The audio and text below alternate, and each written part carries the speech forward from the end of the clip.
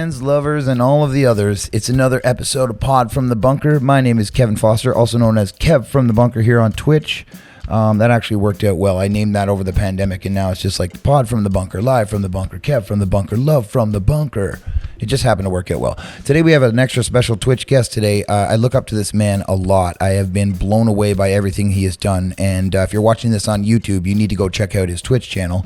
If you're also watching this on YouTube, please like, subscribe, comment. If you have any questions for our guest today, you can put them in the comments and I'll make sure that they see them.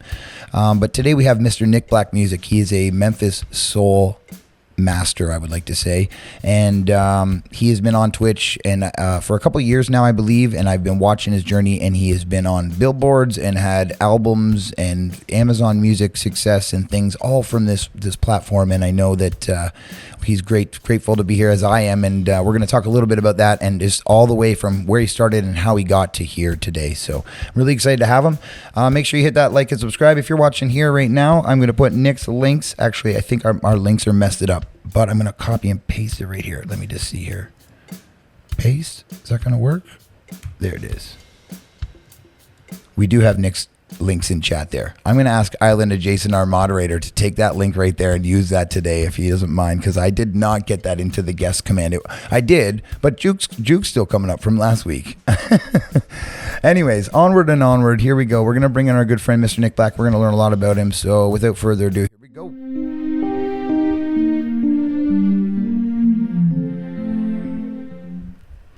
My man, how are you today? I am good. Hey, everybody. I see you're not in your normal space because you have quite a beautiful studio that you usually do this from. I know, man. I know. No, I'm on the road right now from an undisclosed Airbnb in Las Vegas. That's amazing. And I see you have a banana with you. I do. That comes everywhere you go? Travels with me all over the world now. I know it's on stream with you, but then now you're streaming on the road. You bring that along with you. It's just such a beautiful little like homage to the chat and everything. It's just great. It helps me kind of stay grounded, because every time I look back at it, or somebody's like, you know, we go and we play a venue somewhere that we've never been before, and somebody's like, oh, I love the banana, bro. And they always have to ask the story, or they're like, oh, it's a Velvet Underground reference.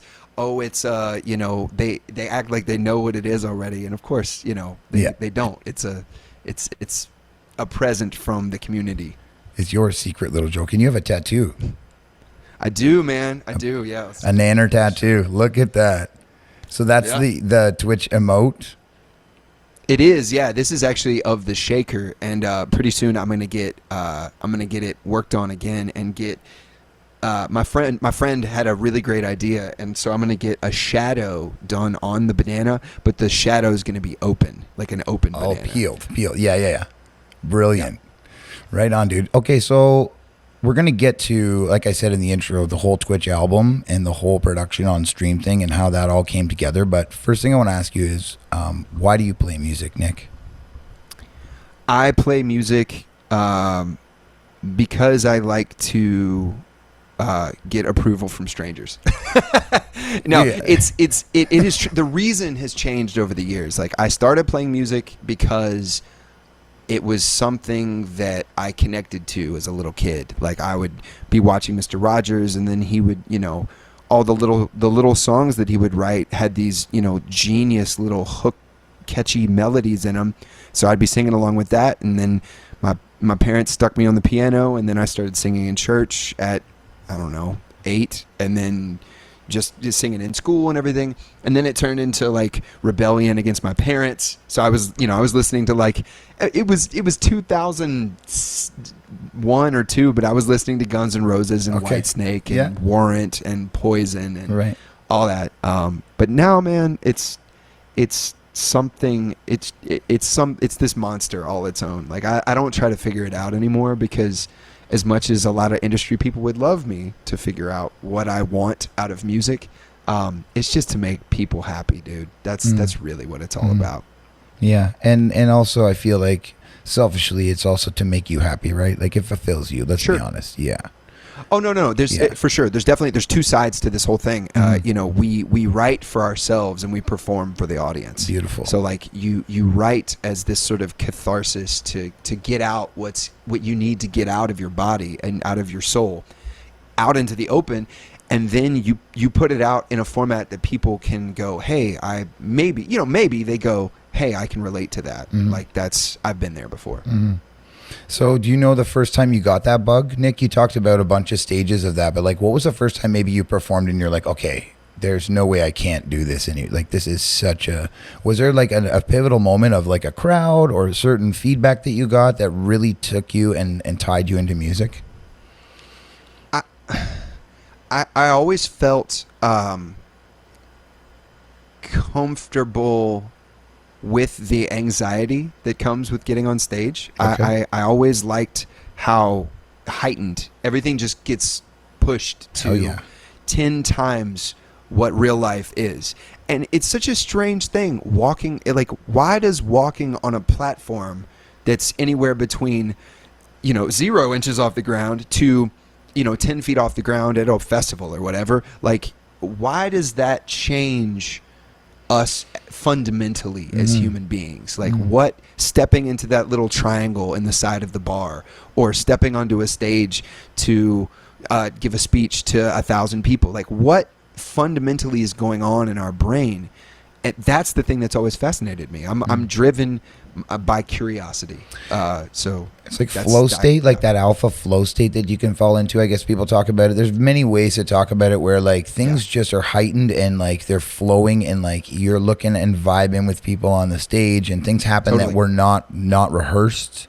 I love that. And when I first saw you, Nick, I was like, I said to you, you're the real deal, man. And you are the real deal. Like if a string breaks in the middle of a festival, you know what to do. You are ready for anything. And like, you know how to put on a show. You are a performer, not just a musician standing there with a guitar. And like all of these little things that I aspire to be. Like, I don't have all of that. I'm like I'm this bar guy. Anyways, I'm not here to put myself down, but I just want to say how awesome you are, dude. And you really do inspire me. I really look up to a lot of what you do and like the fun that you have with your content and everything. So what do you consider success, Nick?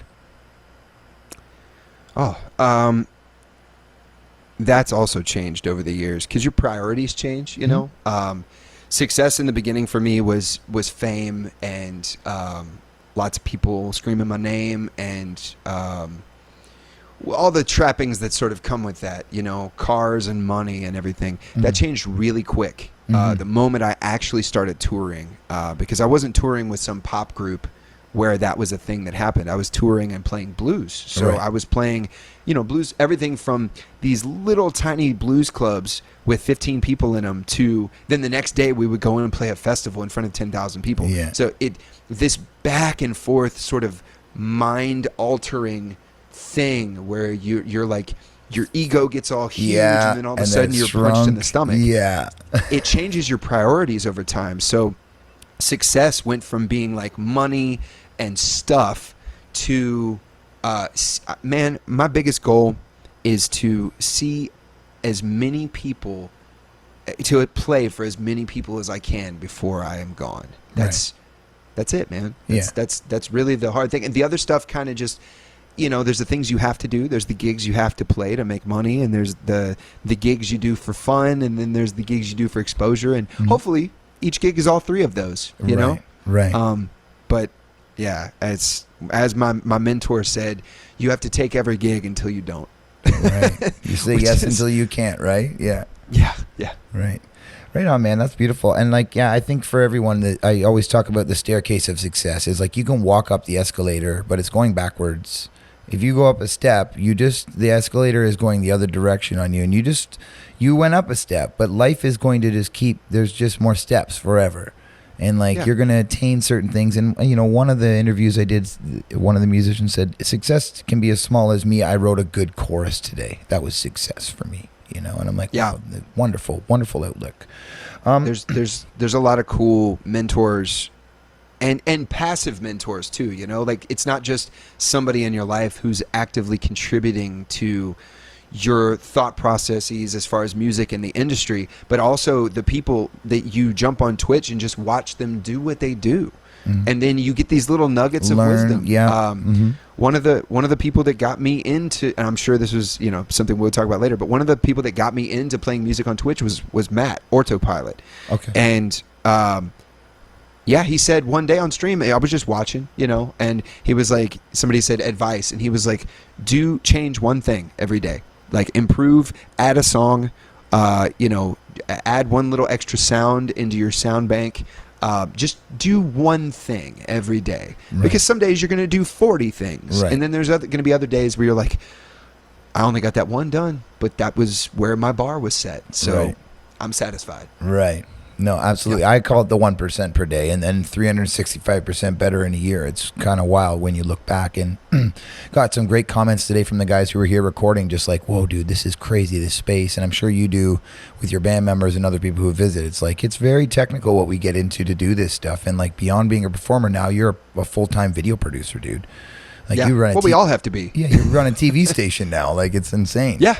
Right? Yeah, we all have to be content creators. And I hate that term because it's art. It assumes, it assumes that we are in bikinis on Instagram. It assumes that we sit there all day and go, how can I manipulate the algorithm to best suit my needs? And it's like, you have to focus on that sometimes, but also you just have to be like, fuck the algorithm, I'm going to do what I want. And you know what, Kev? Those are the videos that always pop off for me. Absolutely. Those are the ones that just skyrocket, and you're like, I thought about that for a total of 30 seconds before I did it. Absolutely. Totally, dude. I'm in the same boat where, like, even with this podcast, and like, there's a million podcasts, and no one listens to my podcast on like the podcast platforms, and I don't get a ton of views, but I love doing it, man. I love to learn about a guy like you, and if 50 people can see you, and then 25 of them check your music out, and 10 of them buy an album, then I did my job, and that's all I'm here for now. Is like, I can promote myself. But I also would love to promote others, man, and especially ones that I look up to and believe in and I think are great rock stars. So do you think there will ever be another rock star like a Jimi Hendrix or the Beatles or the Eagles ever again? And how will that be you? Did you say, how will it be me? And I said, how will that be you? Yes. No, I don't think. I think that one of the amazing upsides of the internet and web, I guess we're in Web 3.0 at this point, almost in Web 3.0. One of the amazing upsides of that is that you can find whatever you want, whenever you want, and you can become a part of any community. As long as you go in with the right attitude, if you have the right mindset, you can. I could be a Call of Duty, professional if I put my mind to it, and had the equipment and was able to do all that kind of stuff. But no, I think a rock star is an innovator. A rock star is somebody who is perceived as blazing trails. Usually, and you and I both know this, usually rock stars within what we traditionally think of as rock stars. So the guys in Led Zeppelin, Jimi Hendrix, Rolling Stones, Stevie Ray Vaughan, these big icons of music, they were taking stuff that they learned from somebody else and sort of perfecting it and smoothing out over all the edges. And then the industry people were like, that's really easy to understand. We are going to push you out because it's so easy to understand. But it's recycled, is what you're saying. Everything is recycled. All the best rock stars, they're perceived to be innovative, but yes, and now, I think the moment Post Malone put out the song "Rockstar," it removed the ability of people to become rock stars. Right. It was. I'm being a little facetious, but at the same time, innovating within music has become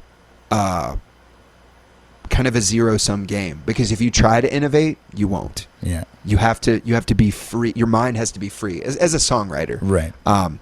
But no, the rock stars now are within new burgeoning industries. Esports, and it was crypto for a second. Like, there were crypto rock stars, and then just kind of. I don't want to trigger anybody right now. Yeah, no doubt.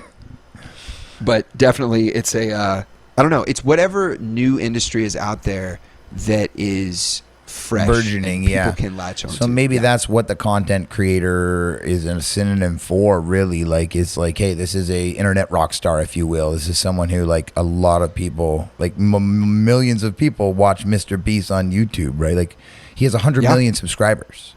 I don't think 100 million people ever saw Jimi Hendrix. Like, it's kind of wild. So yeah, it is. I think you're right. It actually, is, those views though, Mr. Beast is a phenomenon for sure. Oh yeah, within the YouTube and the internet space, but because all you have to do is open your phone and go to YouTube, the risk when it comes to the risk and the investment of, I guess we'll call them fans, is near zero. Yeah, you can leave whenever it's not you like want. you. Yeah, it's not like you had to buy anything to go do that or appreciate them. You just go to the thing that everybody has and has access to, and you watch somebody do crazy shit. Yeah. And I love Mr. Beast. I love what he does. I love what he does, and I love that he started from literally nothing. Yeah. So I admire that. He's a rock star, so though, yeah, dude. He is. Right? He is. And so we have to find, in this new world, we have to each of us has to find our own avenue, and that's something that is a journey for me. So I'm just on it. And just one more thing, I know you have a really great answer for this, because I know that your Twitch album, if you will call it, came out, but like, what is your ideal way to release music in 2022? Is this the new way? Is like build the record with a community of people live on the internet? Like, I don't know if people know this story, but this is freaking amazing, dude. And I'm like blown away by what you pulled off and how great it sounds, and like the nerve it takes. I can't write a song with anyone within 100 meters of me. I'm like, get away, I need privacy. It's very personal to me. So for you doing that with like on the internet with people and recording it is very, very brave in my mind. So talk to me a little bit about that process. I was scared. Okay. For sure. Yeah. It wasn't like I walked into that. Makes me feel human. Okay. Yeah, no, I was scared shitless, because not only had I never been on Twitch before, I had never used Ableton, and I had never written a song in front of people before. Right. So at the time I was teaching at the University of Memphis. I was teaching music business, and we all had to go home, of course. We all, a lot of us started because of COVID on Twitch, and it was just, I needed to feel something, man. Like, I needed to feel scared. Kinda. Yeah. I needed to go to whatever ledge there was and see what it felt like to just take a flying leap off of it. Fucking inspiring. It's so inspiring, dude. Like, I'm sweating right now because I'm like, yeah, yes. I would never do that. Like, I'm so scared of heights, and I want to, that's why I'm talking to you, because that was crazy, dude. And then what happened with that whole thing? Well, I mean, you talk about 1% every day, right? Mm-hmm. So I call it the bubble, because self-improvement is something that cannot be observed within. So you have to have either some form of cataloging what you're doing, or you have to have other people coming back at you. Right. Because if you just sit in your room and work on guitar and work on guitar and work on guitar, it's hard to tell whether you've made improvement or not. Of course. It's just a human thing. Right. And especially me, I have a lot of self-doubt, and I need people's approval. Like, one of my, I don't love languages. I don't know if that's a thing I understand. you're into. Yeah. Mine is words of affirmation. Both, okay. I give words of affirmation and I get them back. That's how I feel human, I use language a lot. And so, yeah, I just needed to feel some form of heightened emotion, because I felt kind of dead inside. Oh, yeah, dude. So that's where it came from, man. And it wasn't like I was going into it being like, we're going to make an album and we're going to put it out and it's going to look like this and it's going to da-da-da. There was no plan. Right. It was just like, I am going to turn on Ableton. I'm going to get a bunch of samples from my friends and then see what the fuck happens. And so cool, dude. That's what happened. That's how you make art. It's persistence. And like the fact is like, if let's take it to painting for a second, is like you're use pencil, you're a graphite drawer, and then I give you watercolor.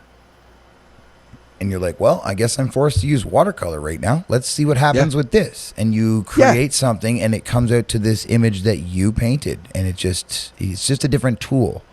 It's you know, there's no reason not to do that. Know,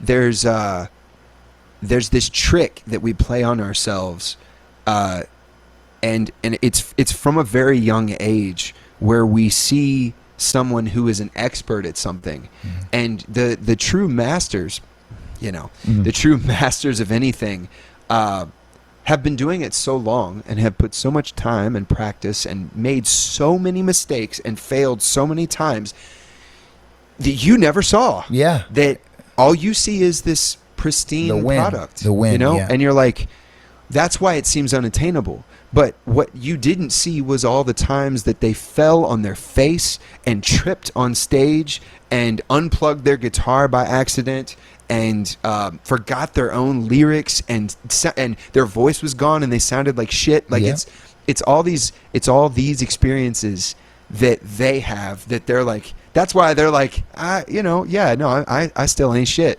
Right? Because like, it's just two nights ago I fell over on stage. Yeah. Like, it's one of those things. Walking notes everywhere, and it just happens. Yeah. Yeah. You weren't. So that's where the luck comes in, right. Because if the right person sees you on a night where you are on fire and you have played 10 shows before that and the band knows exactly where to go and everything is on point, the lighting is good, the sound is good, and then the right person sees you, that's what you have to be prepared for. But that's not something you can plan for. No. Prepared but not planned. You just have to try shit, man. And Kenny Beats, I don't know if you know who that is. Yep. As a creator on Twitch. Yep. And on YouTube. But no, his dots mentality, don't overthink shit. Dots it became like my motto, your mantra. Yeah, it became my mantra for sure. Amazing, dude. It's so inspiring. So can I ask you, I don't usually ask artists to play specific songs, but you could pick any song from that record maybe for us? Oh, sure. The live, the one that you recorded with your community. Would you be able to perform one? And it's up to you. You don't have to. I don't normally tell people what to play, but I think because we're talking about it, it'd be really cool for you to pull one out with the acoustic especially. Yeah, I could do that. Okay, so cool. Let me give you the full screen, and I'll let you introduce the song, and you can take it away. I'm going to mute myself, and the show is yours. There's just going to be a little stinger here, Nick, all right? Cool.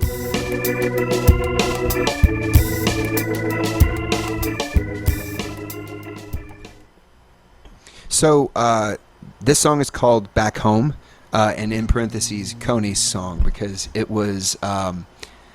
I had a supporter and still have a supporter on Twitch who has done so much for me and for the community, and not just, coming in and gifting subs and everything, but somebody that kind of showed me what support can look like. And so this song is called Back Home. And the only reason it was on my album was because he wanted it to be, and it's become a crowd favorite. So this is Back Home.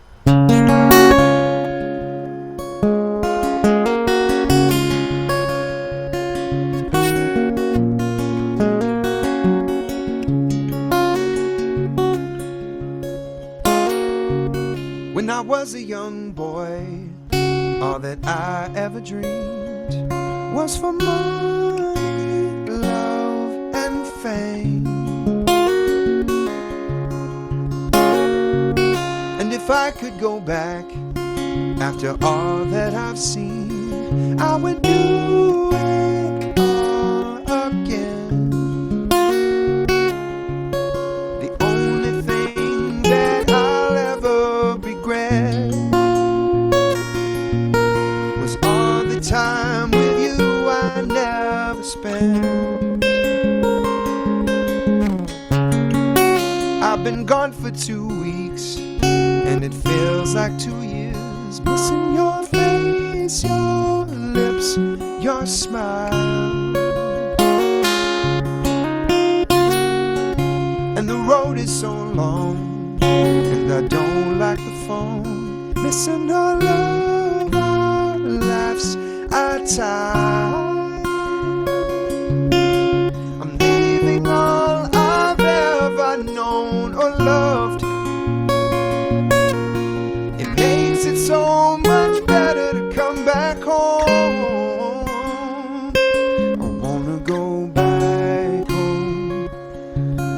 go back home. Let me go back home. Back home. Back home. Please let me go back home. I wanna go back home. Back home. So let me go back.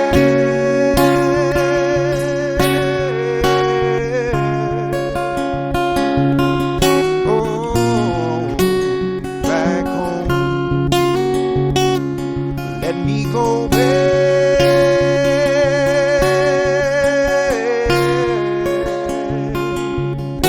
Oh, back home.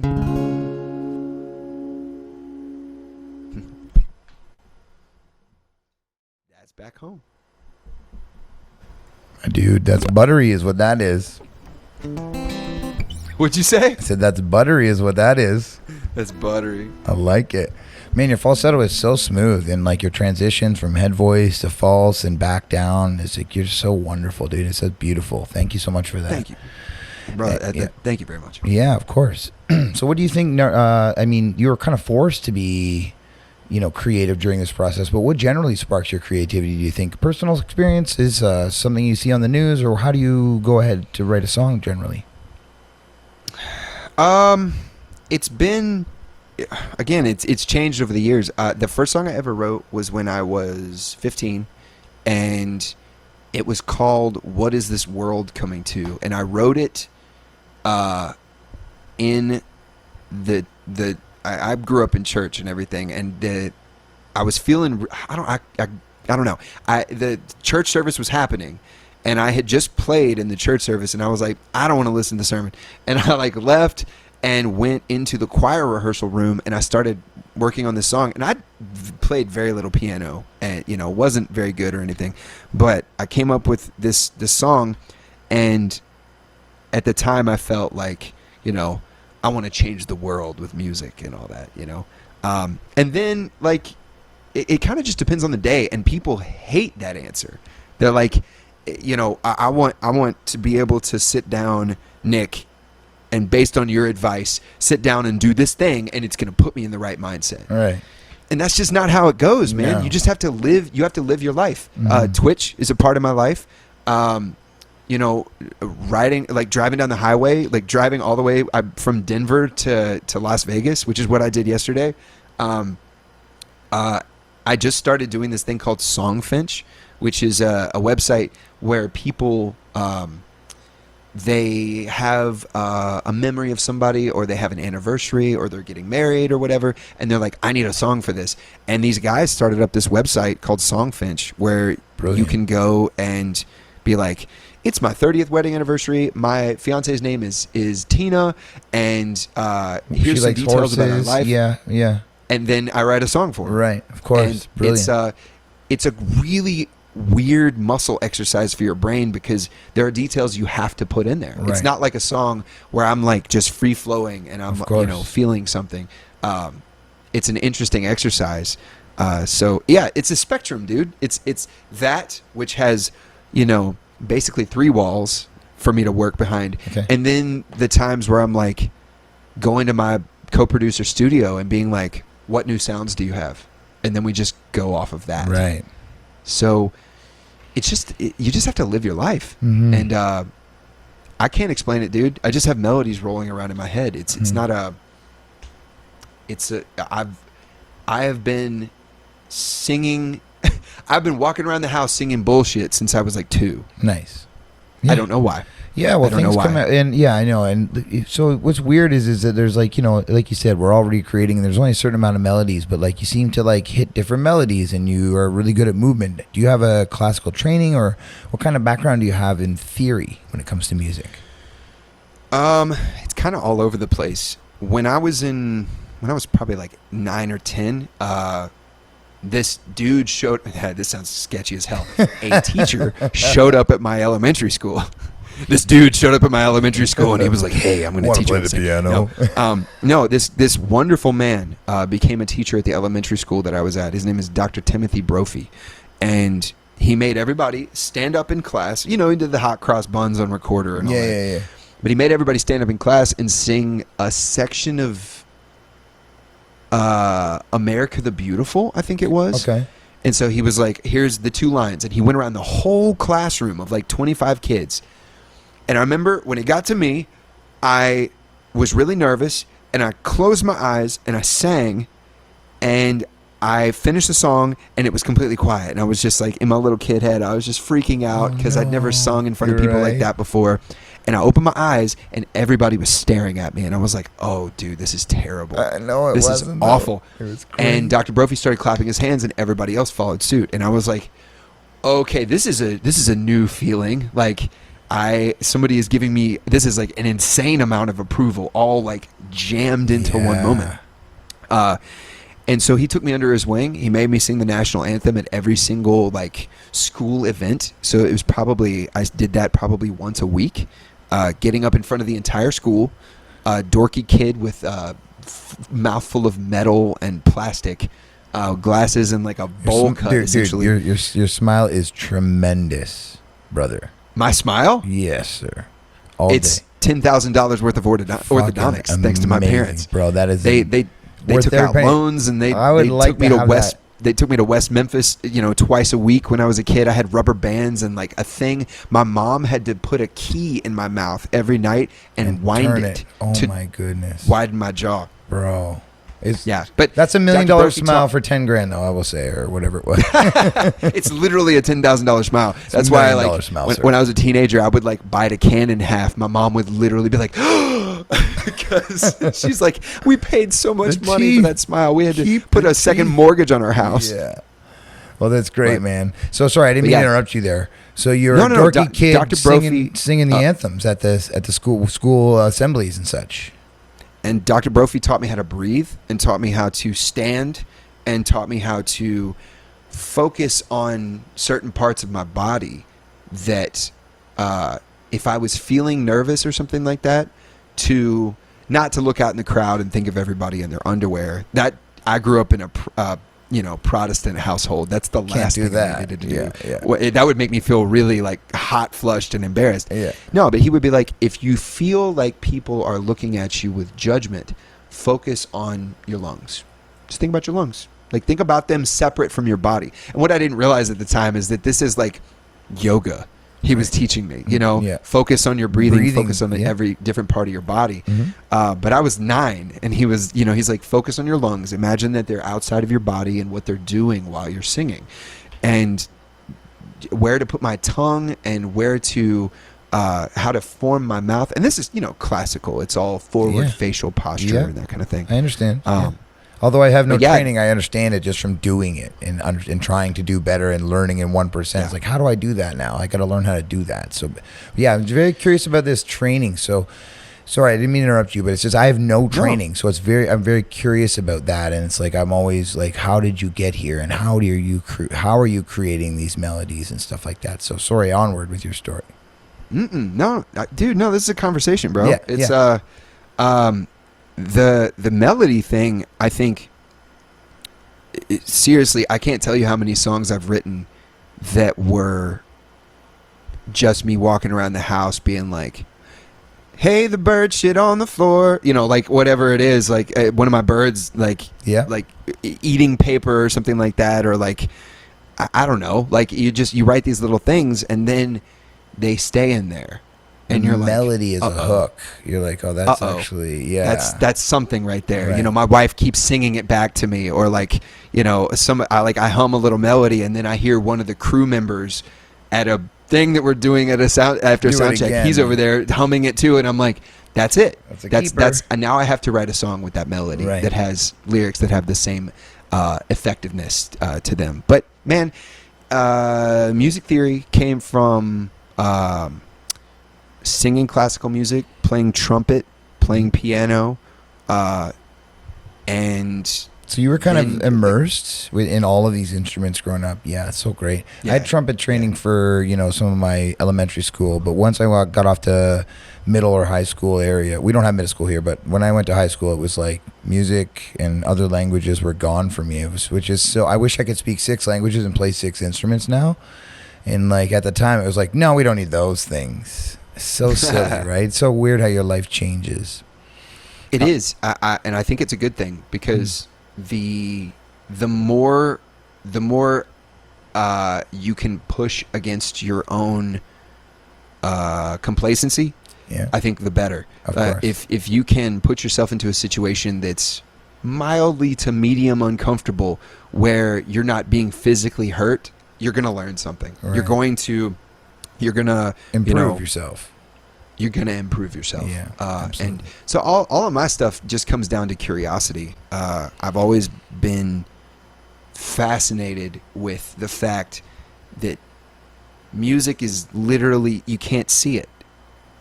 Right. You just hear it's invisible. Mm-hmm. And it affects you, and it affects you and me and whoever's listening in this monumentally, fundamentally human way, and we can't see that shit. No, but how does the waves from your voice go into a microphone, stay on the internet, come out of Spotify through a speaker, and then give someone else physical goosebumps or make them cry? That's powerful shit, dude. Like you said, you can't see it. It moved through the sky, and those vibrations move through the air, and it's almost like that you vibrated right through them with your melody and your song and stuff like that. And I always say that it's also difficult because we're also doing poetic, art at the same time, and we only have 3 minutes to tell a whole story, and like we got to wrap it up, and it's got to be melodic as well. So like we're taking writers and poets and other things, and we're melding those all with music as well, and trying to create this whole piece of art that has so many moving parts in it. So when now you self-produce everything, or you have a co-producer? Because I often ask people, how do you let's say a big producer wants to take you on, how are you going to convey what you want out of this song to that person? Obviously you have a great sound, and you've sort of carved your sound out now, but let's say like maybe there's a new record coming out, you're like, hey, this is what I would like this to sound like. How do you sort of communicate with somebody? Like, because I know when I'm trying to paint my picture, if somebody comes in with their brush and goes all over it, I'm like, whoa, and I have this difficulty letting people paint on my painting. Does that make sense? Yeah, I can tell right away if I'm going to get along with somebody in the studio or not. Okay. And how's that? It's hard to explain because it's an instinct thing. It's like if you're sitting at the doctor's office, right? And you see somebody and they're reading a magazine about a topic that you enjoy. I don't know. And it's not, neither of us wants to be at the doctor's office. But you're reading a thing about Guitar food. Magazine, let's say, or whatever. Yeah, and I recognize you're reading an article about the French Laundry, and I love French food. Okay. What is going to make me turn and talk to you? Right. Like, am I going to look at you first? Am I going to feel some sort of camaraderie right off the bat, simply because there's something else? Common, so for me, it can't just be music. Right. There's got to be some other vibe thing in there. Yeah, that's really what it is. I don't know. I don't work with jabronis. I'll say that. Like that's I can't. If somebody comes into a creative setting and starts talking about all the people they've ever worked with, I immediately am turned off. Yeah. Immediately. Yeah. And the industry is, especially like the bigger cities, they're chock full of people like that. Yeah. And so I probably have walked out on some opportunities that I could have utilized. Good for you, though. But would have ended up compromising who I am. Yeah, your soul and your honesty, and like that all comes through, and that's why I'm a fan of you. And I suspect that if you had have done that, I would have heard your music and not been a fan of you. Does that make sense? Yeah, compromising your authenticity would have not. I wouldn't have been attracted to you right away. I think that would make sense. Man, I just know what I know what I like, and I know especially what I don't like. Yeah. And I'm pretty picky. Twitch has taught me to be very open-minded about music, because it's not about the music, it's about the community. Right. And it's about the personalities, and it's about the philanthropy behind these personalities and who they are and what they do. And, you know, I've learned so much from Twitch. But, man, I've had more people than I can count from the industry say, hey, you're awesome. Your band is great. You're a great songwriter. I don't know what the hell you are. What are you? Yeah, and they asked me that question like I'm supposed to. I literally was on the phone with somebody the other day. I sent them some demos because they were like, hey, if you ever want to work together, I would love to. There was no talk of money or anything, but and you don't ever talk. I would never start a creative conversation with money anyway. Yeah. But I sent them the demo, and they were like, all 4 of these songs sound different, and I was like, yeah. They're different songs. You asked me to send you 4 songs that I enjoyed writing. Here they are. And I think it's just me, I think, because there are artists out there who have this marketing vision and this this plan. Brand. Like yeah, and I don't mind being a brand. Yeah. You know? Bananas. Like, I don't mind yeah, that. Yeah. But it's definitely, I can't just make the same thing over and over again. Right. I just can't, man. Right. I grew up listening to do too many different styles of music to do that. Like Good. you and I are the compilation generation. Right. We come from Mixtapes. an era.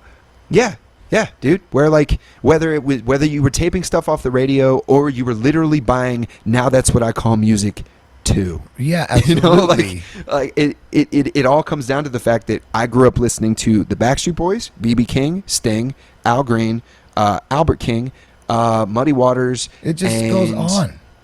Yeah, dude. It's like, why the hell would I want to make? And you listen to one type of Wu-Tang music? and Nas, and you listen to. I know you did because we are from the same era. Like, there's no doubt you listen to that rap music, and I can hear it coming through in your production value and stuff like that. I'm like, you know, and we do come from that. And I had the same thing, man, with the management company. It's like, well, you know, if we just lean a little more country, because I'm not quite country, but I'm not quite Southern rock because I'm from Canada, obviously. But you know.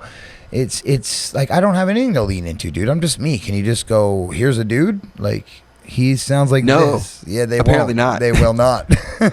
No, apparently not. Yeah. It's a interesting world that we live in right now, because it's when you walk into a room of people that have the power to help you, and they say, "What can we do for you?" and you say, "Follow my lead." Yeah. They get real scared, man. Yeah, like they want to see some kind of angle or well, this is what happened, like, dude. Nick, you'll get it 90% of the way there, and then they go, "Oh yeah, this is great. Oh, we'd love to hop in on this." And you're like, "Bro, where were you when I was 10% of the way there and I needed the 90% help? Now I've worked this 90%, and now you're hopping in here going, 'Hey, we want to be a part of this too.'" And it's like, get your slimy little fingers out of here. I understand what you're saying, right? So I'm trying to say this as politically correct as possible. Oh God. The moment that artists started being able to record themselves and put out music with no involvement whatsoever of labels from a label or anything like that, and we were young when that was happening. The industry took a shift, and then when people were able to market themselves for little to no money and, you know, put their song up on SoundCloud. Billie Eilish is a perfect example of that. Like, she put Ocean Eyes up on SoundCloud when she was 14, and the song exploded, and her parents were kind of in the industry already, and they were like, well, we might as well try. Let's lean into this. Yeah, let's lean into it. So, you know, the fact that they do just want to pour gasoline on the fire. They don't want to start the fire. No. And it's harder to get that fire started, isn't it? It is. But we also don't have a gas can that they do have. Good analogy. Well, some people do. You know, some people do. True. Like, if I had $250,000, there's a lot that I could do with it. But that's not. I'm not going to work.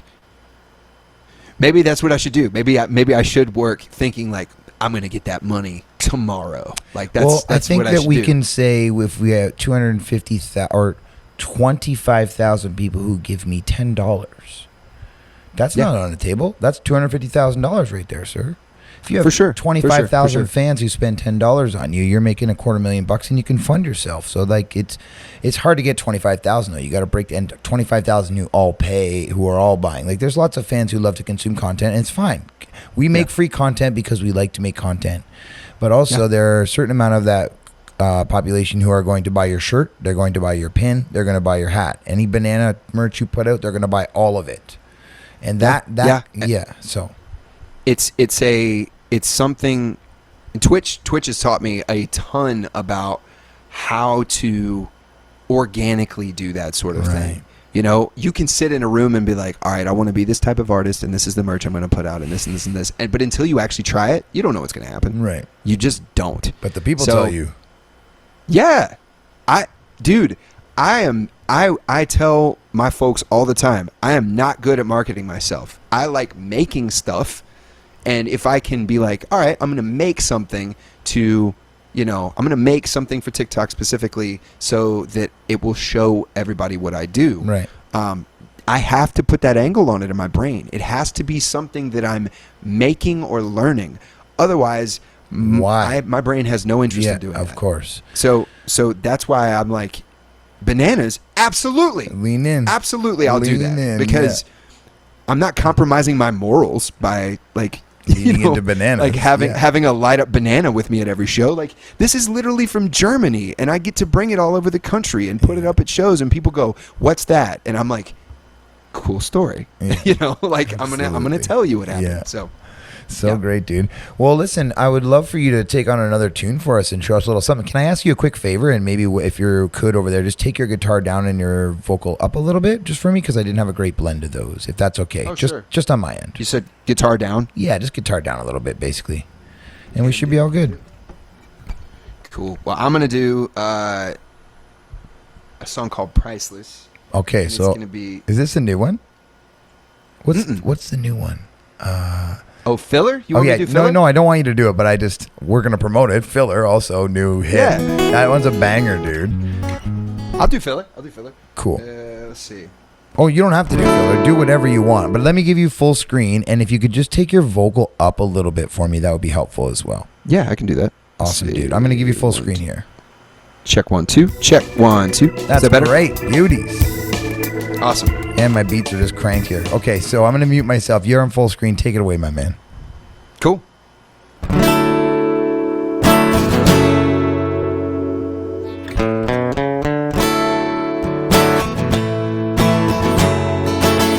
Sunbeam, still hazy. Last night got a bit too crazy. 240 loop until my exit sign. Another day up, same dollar. Another figure I'll just follow. Going in circles like I lost my mind. My heart keeps running away, ready for change. But I keep on stalling, knowing that it's a mistake. I need an escape, but you keep on calling. You're not the one I want, just the one I'm with. I know that it's hard to hear, but it is what it is. You're just a filler, not the real love. Never ever gonna be my dream sheet killer. Always on the run, got me tracking every beat. I'ma keep chasing to get there. See you losing patience, I don't care. You're just a filler, not the real love. You're just a filler. Lazy Sunday, I'm daydreaming of perfect life in the short run. I'm thinking that I'll be fine and close this bar. And you show up, new drama, showing up with the same old problems. I can't believe I let it go this far. My heart keeps running away, ready for change, but I keep on stalling, knowing that it's a mistake. I need an escape, but you keep on calling. You're not the one I want, just the one I'm with. I know that it's hard to hear, but it is what it is. You're just a filler, not the real love. Never ever gonna be my dream sheet killer. Always on the run, got me tracking every beat. I'ma keep chasing to get there. See you losing patience, I don't care. You're just a filler, not the real love. You're just a filler.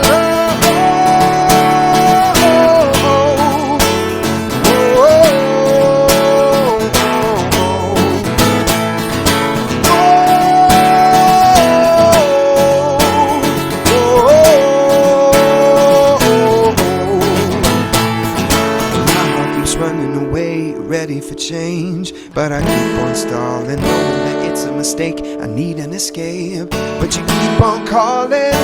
You're not the one I want, you're just the one I'm with. I know that it's hard to hear, but it is what it is. You're just a filler, not the real love. Never ever gonna be my new shit killer. Always on the run, got me checking every lead. I'ma keep chasing, can't dare. Still losing patience, I don't care. You're just a filler, not the real love. You're just a filler.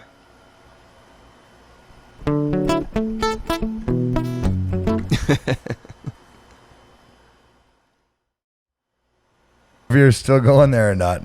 Dude, that is a banger. You had me jamming in my seat here. And I saw the video you posted of the acoustic video of that. It's in your link tree. We have it in your link tree is in our guest command, and it's going to be in the description of the video and the description of the podcast. So everyone can go get the link to that acoustic video and check it out on Spotify. It's such a fun song, dude. Thanks, and brother. like such a cool way to like say, hey, you know, we had this time, but like I'm on to something new sort of thing. I don't know if that's like the whole vibe, but like, yeah, totally. Dude, it ended up having two meanings, in all honesty. Right. The first one was like, yeah, you know, I've got a lot of stuff to do to get to my dreams. This is just the in-between. Yeah. You're not the real deal. Like, I'm just, you're a stepping stone, right? Oh, yeah. And then the song like completely changed what it meant to me, because like, it's almost like if you sing that ironically, you're basically saying like, you're not enjoying anything in the moment. Like you're just thinking about the future. So you also have to stop and smell the roses. So it's kind of a warning and a anthem. I don't know. Yeah, and and that's the beauty about some of the music that you write is that like I'm allowed to make up. There's an openness to it, even though there's lyrics are like, you know, directed in a way. I can still interpret them in a way that, you know, is for me. And that's what's happened with some of my songs that I think is so cool. It's like, oh, I never thought of it that way. I never really like but it definitely hits that way as well. So.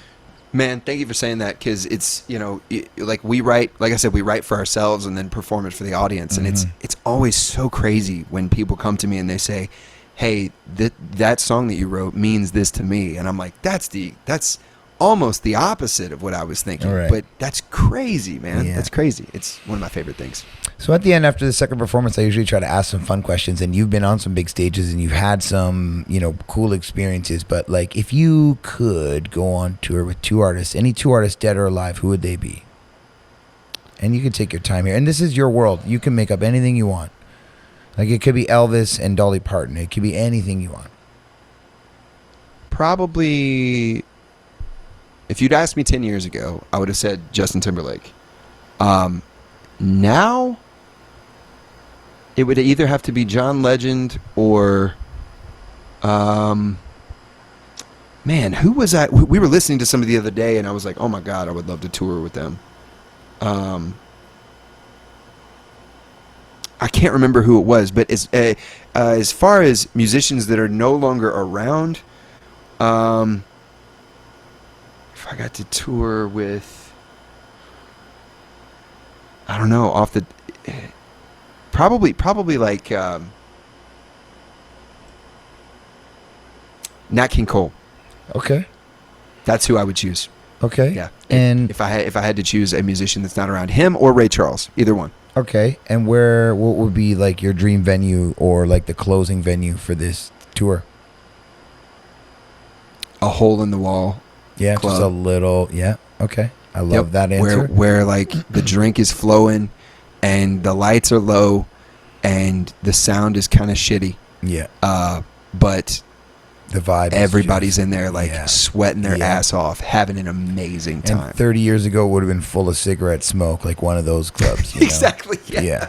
Totally. And I would have been like, "This is Yeah, it, I know. this- It's Oh, I wouldn't burning have my known. I wouldn't have nose. known the difference. Okay, so let's just say for whatever reason, this little hole in the wall club was pretty exclusive, and you actually had a nice green room. What's on the rider for you guys? Ooh, that's a great question. For me, it'd have to be like pre-show meal would have to be an Impossible Burger, Okay. or like Beyond Burger of some kind. We have this restaurant in Memphis called Huey's, Okay. and they make this amazing thing called the Blues 57 Burger, which is Beyond Patty with Heinz 57, blue cheese, lettuce, tomato, onion on these like amazing homemade buns. Dude, yeah. Yeah, all day long. So you have that. That's definitely the pregame. I would have that. I would have to, I don't know, like Dream Green Room would have like my birds in it, and would have all different kinds of like candies and cakes and I don't know. I'm very Willy Wonka when it comes to questions like that. So you can have a Willy Wonka table then. Let's call it that. Yeah. I just want to bite into the table and it tastes like brownie. That's what I want. Okay, cool. I like that. What's the final goal for you, Nick, in your music career? I know that we talked about success and how this always changes, but if you could tell me right now the final Bowser, the last boss that you defeat and like you kind of land in a happy place, what would that be for you, do you think?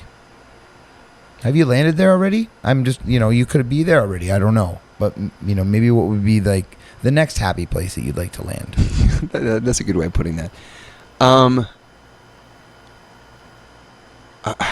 Yeah, I just want to be happy, man. Yeah. Well, the next question is, what makes you happy?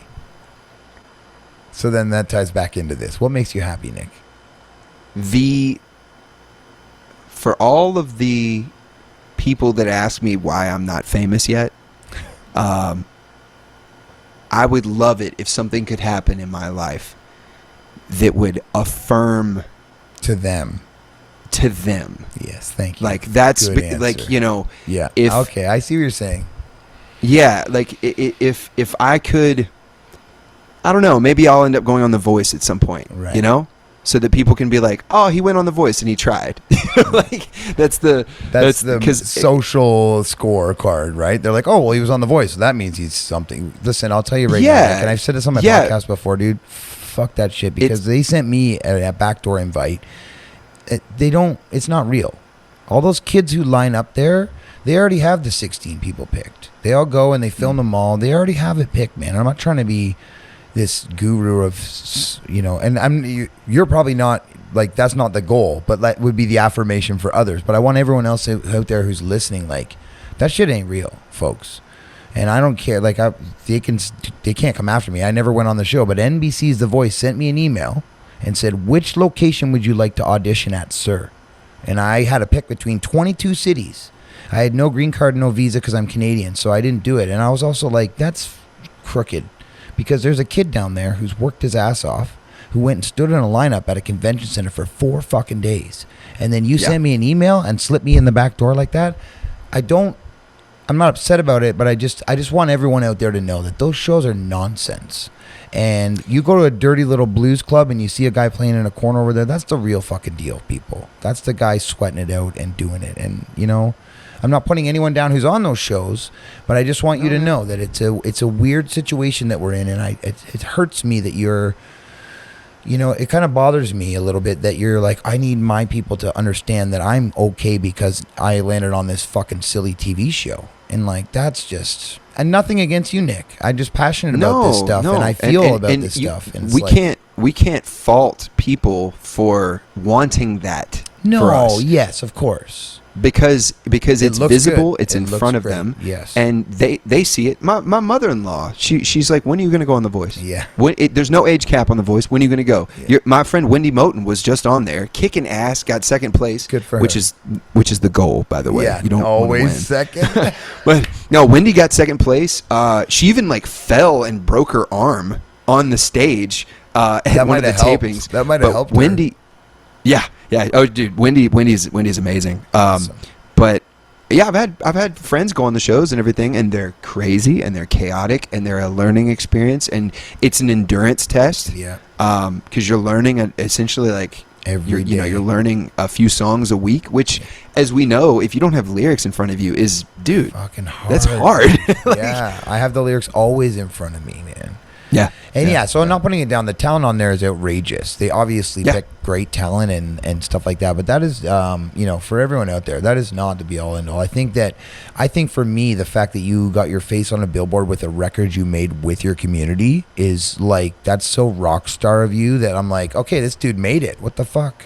It showed me, Kev, immediately that I am capable. As I can have all the vision in the world, right? I can have this master plan, and I've made plans, you know. Yeah. But what is the saying? The best laid plans of mice and men, gang aft aftly, or whatever the Middle English is. My dad's an English teacher. I'm sorry. Okay. But it's the best laid plans of mice and men usually don't work out. Yeah. So with that in mind, you just have to live your life, man. Yeah. And you plan for things. And you know, when I go on tour, we book all the hotel rooms. We make sure that, you know, everything is accounted for.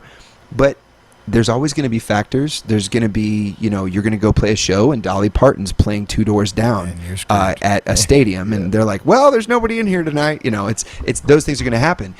But for me, the next milestone would have to be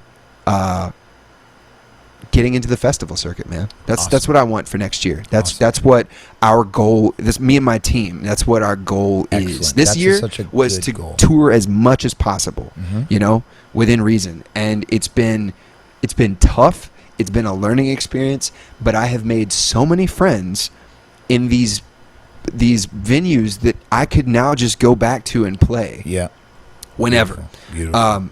So, yeah, the goal for next year is to get on as many festivals as possible. Buddy, you've already made it in my books, and everyone out there, just so you know, this guy has made it. This guy's got a face on a billboard. He put a record like this. That's wild, dude. I saw that photo, and I'm like, what the fuck? This is crazy. It was the community, man. It was the Banana Army. They schemed for my birthday and threw me a surprise party. It was the craziest shit. Having my assistant Lizbot in the chat, I'm sure you've seen her name before. She showed up at my house and said, "Come on, get in the car and go live." And I was like, "What the hell's going on?" I didn't control any of that, Kev. Like that was not something that I planned. There's no like Hollywood fakeness behind it. That was genuine surprise. So it showed me that I need to just let life happen. Man, so beautiful. So beautiful, so powerful. Like that is so awesome, and I'm like ever inspired by you, and I'm so grateful for you doing this. And man, one day when you get north of the border, please come on by. I would love to have you perform a set here. There's some venues in town that you would just soak it up, and the people would love you, and I would love to help you along your journey. While you got a place to stay here too, so Toronto is a city you can land and be okay. Yeah, dude, I'm excited. We're planning. We're definitely planning for Canada. Okay, dude. Yeah. And there's not much up here. There's Toronto, Vancouver, and Montreal. Well, in Quebec City, and there are the middle cities. For sure. There are 100%. Yeah. Ottawa. You would do well in Kingston. Kingston has a great little blues and soul area there, and it's just over the Peace Bridge from like northern New York. Excuse me, but. Yeah, there's a lot of places. You do well here, dude. You'll do well anywhere. You're just such a star. You're a fucking star is what you are. And I'm so glad to have you, and I'm so grateful you did this. And thank you very much, man, from the bottom of my heart. And I would love to chat with you again, not on a camera, because then we can say a few more things, you know, about things that we can't say on the camera. I'm down. I went hard on the voice. I really appreciate you having me, brother. Sorry, y'all. I went hard on the voice there. I'm so sorry. No, dude. Thank you for having me. It's an honor. I love what you do. I just want to make that clear that I am also a fan of yours. Cool. The first time that I ever saw your studio set up and heard your voice, I was like, "What the fuck is this guy?" Yeah. Like it blew my mind a little bit. You're so honest and open about who you are, and just keep setting that example for people, man. Not everyone's going to like me, Nick, but you know what? I'm okay with that now at my age. I'm getting old enough where I'm like, that's okay if not everyone likes me, and I'm just going to have to. Yeah, and I'm sure you are too. Not everyone's going to be, some of these blues hardcores are going to be like, what's with the banana stick? These blues hardcore guys, they might not like it, and that's fine. That's why I don't play for them. I don't play for people like that, man. I play for the people that want to listen to my music. Of course. It's not I should probably attach myself to a genre at some point, but at this point I'm jumping all the way from acoustic singer-songwriter to Electronic Memphis dance. trap hip-hop. Yeah. Like, it's just, and everything, all the pop music in between. Excellent, dude. Well, good. And I bid you well on all of that, because I think that we need more blender music. And I think the fact that you are able to do that shows another level of skill that you have, that some people, you know, who are just pounding down the same old road, we know you can do that already. We've seen you do that, but you're really opening that up, and it really shows like how diverse and how great you are as an artist, man. So yeah, enough pumping your tires. I know that you're gonna, but I wish you the best on the rest of the tour, dude. I want you to travel very safely, please, and Thank you. And get home safe. And then I can't wait to catch you on stream again. If there's anything else you want to promote, man, please throw it out there right now. This is going to be a few weeks before release, but people are here live, and please tell everybody what you'd like to tell them.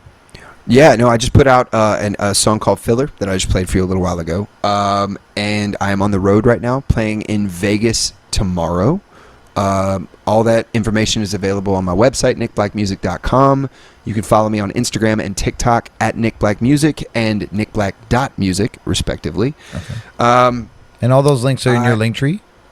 Yes, cool. Everything so is in my link tree. Link tree will be below as well, so you can get from everything. We got a Northeast tour at the beginning of September, and then I'm doing a big college tour up in Pennsylvania and all that in middle to late September. Very cool, man. This will be out well before September. I think it's coming out in a couple weeks' time, but thank you very much for your time, and I'm going to go over to the old moderators and end screen here, and we're going to raid somebody. You have any suggestions? What do you think? Is somebody live? Oh, dude, let me see who's on. Let me see who's on real quick. We're going to go with the Nick suggestion today. And no rush. Whatever you think. Okay, so we have my girl Andy's on. Missy Alcazar's on. Have you ever heard of 88-Bit Music? I have. Let's okay, go. 88-Bit is also from Memphis. Okay. And he does a lot of amazing stuff to raise money for St. Jude Children's Hospital. Okay, cool. Yeah, he's raised like $400,000 for them so far. Of course, we got the Jukester on, but yeah, I would say let's hit 88-Bit. I don't think I've ever rated 88-Bit because he's always got such a good crowd, so I think it would be great to drop in there. Get ready for some crazy shit when you raid, okay? Okay, dude. Well, thank you for your time, dude. And if you want to come back into chat, we're going over there right now. I'm just going to end this podcast off, and we're good, all right? Awesome. Sounds good. Thanks, Kev. Take care of yourself. I'll talk to you soon. Later. And we're back. What's up, y'all? Thank you very much. Nick is a legend. That was such a great conversation. The guy is so insightful, and I loved every minute of that.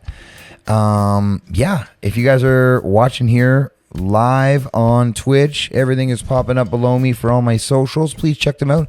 Especially check out the Discord. I'm really trying to work on my Discord in the last couple of weeks and try to make it a little bit more interesting. I've been making a few more changes over there. Follow on YouTube, hit the like and subscribe over there for us, please. If you have any questions, let us know in the comments. I also have live sessions coming out with artists all the time. We're recording every week, new artists here in the bunker for Live from the Bunker. So if you're here for Pod from the Bunker, check out the Live from the Bunker. Everything is also on all of your favorite podcast platforms. It would be extremely helpful if you went over to your podcast platform and gave us a review over there. And I want to thank all the moderators in chat today. I want to thank everybody who is here from Nick's community to watch us live on Twitch. If you're watching this on YouTube, I don't know why you're not coming over to Twitch. It's a wonderful community. Yeah, and that's about it. Until next time, I guess, keep it between the mustard and the mayonnaise.